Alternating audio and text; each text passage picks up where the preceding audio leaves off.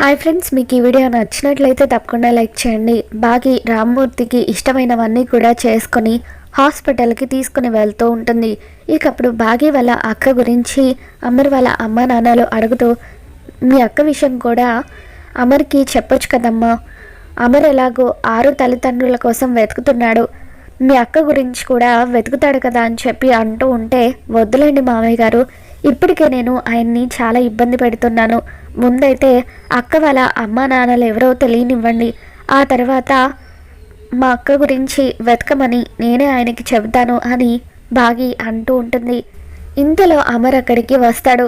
మీరు రెడీ అయ్యారా అని చెప్పి అడుగుతూ ఉంటే, రెడీ అయ్యాంరా, వెళ్దాం పద అని చెప్పి అమర్ వాళ్ళ అమ్మా నాన్న అంటూ ఉంటారు. ఇక అలా అందరూ కూడా ఇంట్లో నుండి బయటకు వస్తూ ఉంటారు. అప్పుడు పిల్లలు ఇంకా బయటనే నిలబడి ఉండడంతో, ఏంటి పిల్లలు మీరు ఇంకా స్కూల్కి వెళ్ళలేదా అని చెప్పి అమర్ అంటూ ఉంటాడు. లేదు డాడీ, మేము కూడా తాతయ్యని చూడ్డానికి వస్తామని చెప్పి అంటూ ఉంటే, అప్పుడు అమర్, ఇప్పుడు మీరు హాస్పిటల్కి వస్తే స్కూల్కి లేట్ అయిపోతుంది, సాయంత్రం నేను స్కూల్ అయిపోయిన తర్వాత అటు హాస్పిటల్కి తీసుకుని వచ్చి తాతయ్యని చూపిస్తానులేండి, స్కూల్కి వెళ్ళండి అని చెప్పి అంటూ ఉంటే, అమర్ వాళ్ళ నాన్నగారు, మరేం పర్వాలేదులేరా, ఎలాగో అందరం కలిసి వెళ్తున్నాం కదా, వాళ్ళు కూడా ఒక 10 నిమిషాల పాటు బావగారిని చూసి అప్పుడు స్కూల్కి వెళ్తారులే, స్కూల్కి ఇంకా టైం ఉంది కదా అని చెప్పి అంటూ ఉంటాడు. ఇక దాంతో అమర్, సరే మీరు కూడా రండి అని చెప్పి అంటూ ఉంటే పిల్లలు హ్యాపీగా ఫీల్ అవుతూ ఉంటారు. ఇక ఇంతలో బయటికి వెళ్ళిన రాథోడ్ ఇంటికి వస్తాడు. సార్, మేడం వాళ్ళ అమ్మా నాన్నల్ని కనుక్కోవడానికి ఒక చిన్న క్లూ దొరికింది అని చెప్పి రాథోడ్ అనగానే, ఏంటా క్లూ అని చెప్పి అమర్ హ్యాపీగా ఫీల్ అవుతూ ఉంటాడు. ముందుగా ప్రార్థనా హోమ్స్ నుండి మేడంని సరస్వతి మేడం దగ్గరికి షిఫ్ట్ చేశారంట, తర్వాతే సరస్వతి మేడం దగ్గరికి మేడం వచ్చారట, కానీ ముందుగా మేడంని వాళ్ళ అమ్మా నాన్నలు వదిలేసింది మాత్రం ప్రార్థనా హోమ్స్ దగ్గరట అని చెప్పి అలా రాథోడ్ చెప్పగానే, అప్పుడు సరస్వతి మేడం పేరు వినగానే బాగీకి గతంలో రామ్మూర్తి ఒకసారి సరస్వతి గురించి చెప్పిన విషయాలు గుర్తుకు వస్తూ ఉంటాయి.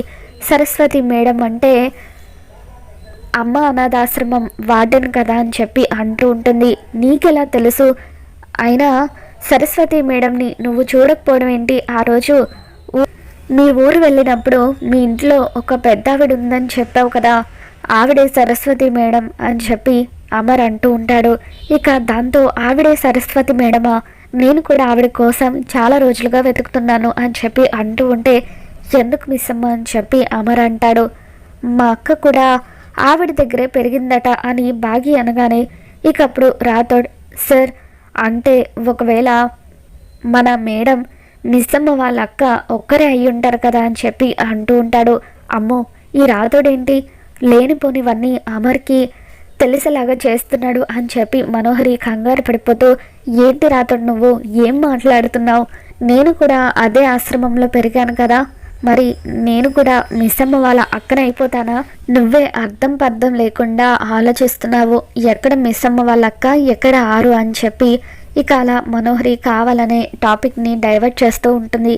మిస్సమ్మ, మీరు కూడా మీ అక్క కోసం వెతుకుతున్నారు, నేను కూడా ఆరు వాళ్ళ తల్లిదండ్రుల కోసం వెతుకుతున్నాను, మీ అక్క డీటెయిల్స్ కూడా నాకు ఇచ్చావంటే ఇద్దరిని కలిపి వెతుకుతాను అని చెప్పి అమర్ అంటాడు. దాంతో, ఇన్ని రోజులకు మంచి మాట చెప్పావురా, పాపం అమ్మాయి ఈ విషయాన్ని నిన్ను అడగాలంటే ఎంతగానో మొహమాట పడింది అని చెప్పి అలా అమర్ వాళ్ళ నాన్నగారు, పాపం మిస్సమ్మ బాధ కూడా చూడలేకపోతున్నాం, వాళ్ళ అక్క కోసం ఎంతలా బాధపడుతుందో అని చెప్పి అంటూ ఉంటే, మిస్సమ్మ ఈరోజు ఎలాగైనా సరే హాస్పిటల్కి వెళ్తున్నాం కదా, మీ నాన్నగారిని అడిగి మీ అక్క గురించి డీటెయిల్స్ తీసుకుంటాను, ఖచ్చితంగా మీ అక్కని వెతికి పెట్టే బాధ్యత నాది అని చెప్పి అమర్ అంటూ ఉంటాడు. చాలా థ్యాంక్స్ అండి అని చెప్పి, నేను మా నాన్న ఇంకా ప్రాణాలతో జీవితంలో ఒక ఆశతో బతుకుతున్నామంటే దానికి కారణం మా అక్క ఎప్పటికైనా మా కళ్ళ ముందుకి వస్తుందనే ఆశతోనే మేమిద్దరం ఇంకా బతుకుతున్నామని చెప్పి ఇక అలా బాగి అంటూ ఉంటుంది. నువ్వేం బాధపడకు మిస్సమ్మ, మీ అక్కను తీసుకొచ్చి నీ కళ్ళ ముందల నిలబెట్టే బాధ్యత నాది అని చెప్పి అమర్ బాగీకి మాటిస్తాడు. ఇక దాంతో మనోహరి భయంతో వణికిపోతూ ఉంటుంది. అమ్మో, అమరేంటి ఇలా మాటిచ్చేశాడు, అమర్ కనుక ఒక్కసారి రంగంలోకి దిగాడంటే ఖచ్చితంగా బాగి ఆరు ఇద్దరు అక్క చెల్లెళ్ళన్న విషయాన్ని తెలుసుకుంటాడు అని చెప్పి మనోహరి అనుకుంటూ ఉంటుంది. సరే అమర్, ముందైతే హాస్పిటల్కి వెళ్దాం పదా అని చెప్పి మనోహరి అంటూ ఉంటుంది.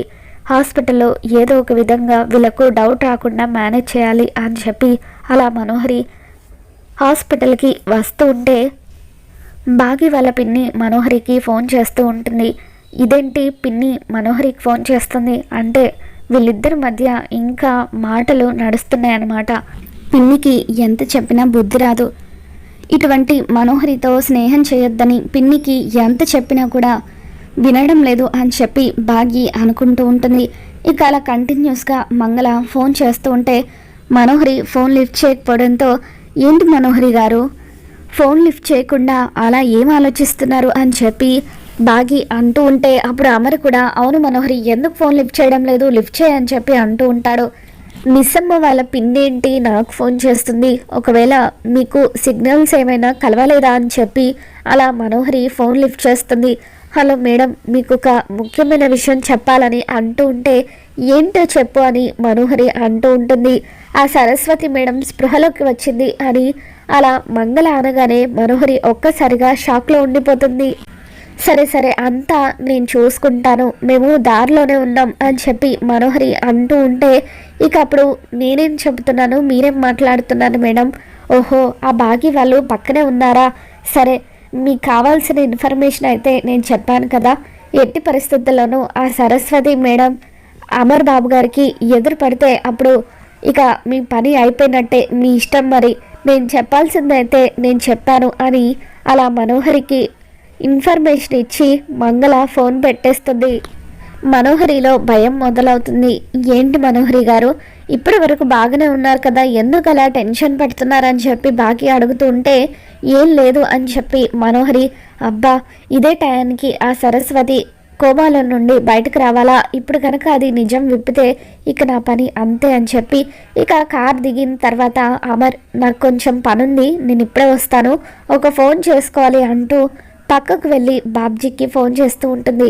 రే బాబ్జీ ఎక్కడున్నావు, ఆ సరస్వతి మేడం కోమాల నుండి బయటకు వచ్చింది, నువ్వు 10 నిమిషాల్లో హాస్పిటల్లో ఉండాలి, ఆ సరస్వతిని చంపేయాలి అని అంటూ ఉంటే సరే మేడం అంతా నేను చూసుకుంటాను అని బాబ్జీ అంటూ ఉంటాడు. కానీ నాకు ఒక 20 లక్షలు కావాలని చెప్పి అంటూ ఉంటే ముందైతే నువ్వు పని పూర్తి చేయి, డబ్బుల సంగతి నేను చూసుకుంటాను కదా అని చెప్పి మనోహరి అంటూ ఉంటుంది. ఇంకొక విషయం, అమర్ ఇక్కడే ఉన్నాడు, అమర్ విషయంలో జాగ్రత్త, ఎట్టి పరిస్థితుల్లోనూ అమర్కి దొరకద్దు అని అలా బాబ్జీకి మనోహరి ముందుగానే హెచ్చరిస్తూ ఉంటుంది. తర్వాత అమర్ బాగి వీళ్ళంతా కూడా హాస్పిటల్ లోపలికి వస్తూ ఉంటారు. సరస్వతి మేడం కోమల నుండి బయటకు వచ్చాక నేను అర్జెంటుగా వెళ్ళాలని చెప్పి అంటూ ఉంటే ఏంటండి మీరు కోమల నుండి ఇప్పుడే బయటకు వచ్చారు, అప్పుడే ఎలా వెళ్ళిపోతారు అని చెప్పి అలా డాక్టర్ సరస్వతిని బయటకు రానివ్వకుండా ఆపుతూ ఉంటారు. ఇక బాబ్జీ మారు వేషంలో మాస్క్ పెట్టుకొని అక్కడికి వచ్చి డాక్టర్ వాళ్ళను ఆ రూమ్లో నుండి బయటకు వెళ్ళేలాగా చేసి సరస్వతిని చంపబోతూ ఉంటాడు. అప్పుడే సరస్వతిని చంపబోతున్న బాబ్జీని అమర్ చూసి పరిగెత్తుకుంటూ బాబ్జీ దగ్గరికి వస్తూ రే ఎవడ్రా నువ్వు అని చెప్పి అంటూ ఉంటే బాబ్జీ భయంతో అక్కడి నుండి పారిపోవడానికి ప్రయత్నిస్తూ ఉంటాడు. రాతో నువ్వు అతన్ని పట్టుకో అని చెప్పి ఇక అలా అమర్ కొంత దూరం బాబ్జీ వెంట పరుగులు పెడుతూ ఉంటాడు. ఇక బాబ్జీ అయితే మొత్తానికి అక్కడి నుండి పారిపోతాడు. అప్పుడు అమర్ తిరిగి సరస్వతి మేడం దగ్గరికి వచ్చి మేడం మీరు కోమాల నుండి బయటకు వచ్చారా, మీరు కోమాల నుండి బయటకు రాగానే ఈ విషయాన్ని చెప్పమని డాక్టర్కి నేను చెప్పాను కదా అని అమర్ అంటూ ఇప్పుడు మీ హెల్త్ ఎలా ఉంది మేడం అని చెప్పి మీరు ఎన్నో రోజులుగా నాకు ఏదో నిజాన్ని చెప్పాలనుకుంటున్నారు, ఏంటి ఆ నిజం అని చెప్పి అమర్ సరస్వతి మేడంని అడుగుతూ ఉంటాడు.